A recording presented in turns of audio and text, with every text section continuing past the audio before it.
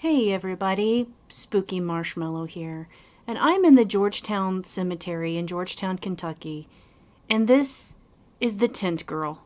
But let me further explain. On May 17th, 1968, Wilbur Riddle discovered the body of a young woman wrapped and tied in a canvas bag 13 miles north of Georgetown.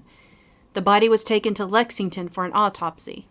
Her identity was not discovered despite a thorough investigation. She was dubbed the Tent Girl by a reporter with the Kentucky Post and Times. The young woman remained unidentified for a further 29 years. She was buried in a county-owned section of the Georgetown Cemetery, which we are here now, with a gravestone that simply said Tent Girl. On March 1998, her body was exhumed, and through DNA, it was determined that her name was Barbara Hackman Taylor. Her headstone was later engraved with her true name. Barbara's manner of death was never solved. But I do want to say that a few more things, that it's speculation that the husband is the prime suspect, and reason being is that he claims that she left him for another man. But he was never found guilty of the crime, unfortunately. Also, she had just given birth. She had an 8-month-old daughter, I believe, at the time of finding her death. And you will note that on her stone, it says that she passed in 67, but yet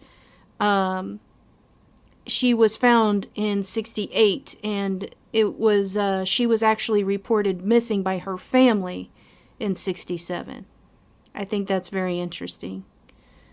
And so that's the case of Barbara Hackman Taylor. Also, I would like to mention that her ghost actually haunted the son-in-law of Wilbur Riddle for years.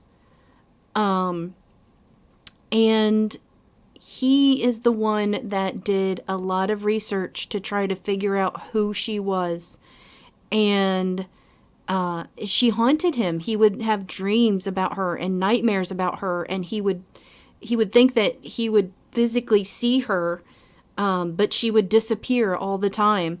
And this happened for years. She haunted him for years until he finally did something about it, and he was able to link together pieces of her death, and he's the one that actually went and decided to go to her family about having the body exhumed and so on and so on. And so, yeah, this gentleman is a brave soul, and I'm sure she is completely at rest now and at peace.